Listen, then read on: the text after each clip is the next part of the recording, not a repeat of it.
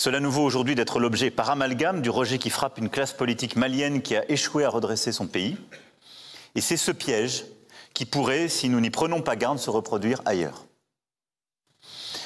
C'est pourquoi, en aucun cas, je ne laisserai le sacrifice de nos militaires être à nouveau entaché du même amalgame, et en aucun cas, je ne laisserai se reproduire cette situation où, par un engrenage de déresponsabilisation et de substitution, la France devient le bouc émissaire idéal.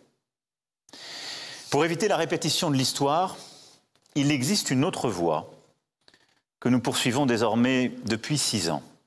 Une autre voie qui consiste à ne pas réduire l'Afrique à un terrain de compétition ou de rente, et à considérer les pays africains comme des partenaires avec qui nous avons des intérêts et des responsabilités partagées.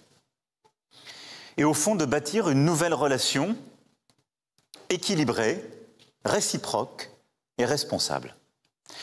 Ce cap, c'est l'agenda fixé à Ouagadougou en 2017 et nous l'avons tenu.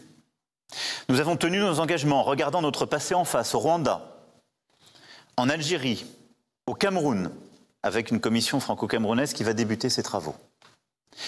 Nous les avons tenus en réformant le franc CFA, en nous retirant de la gouvernance de la zone UEMOA et en faisant la démonstration que cette monnaie est bien une monnaie africaine qui pourra, si les gouvernements de la CEDEAO le souhaitent, préfigurer une monnaie unique qui prendra un autre nom.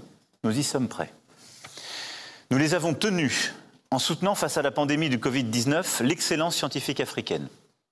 Celle du Centre de crise africain, celle de l'Institut Pasteur de Dakar, celle de l'Institut national de recherche biologique du professeur Mouyembe, auquel j'aurai le privilège de rendre visite dans quelques jours, mais en développant aussi des centres de production de vaccins, comme nous l'avons lancé en Afrique du Sud et dans plusieurs autres pays. Nous avons tenu nos engagements en matière sportive, en bâtissant des partenariats nouveaux pour déployer, former des sportifs sur le continent africain et déployer des infrastructures sportives. Et nous allons continuer de le faire et de l'accélérer, du football au judo en passant par le basket et tant d'autres sports.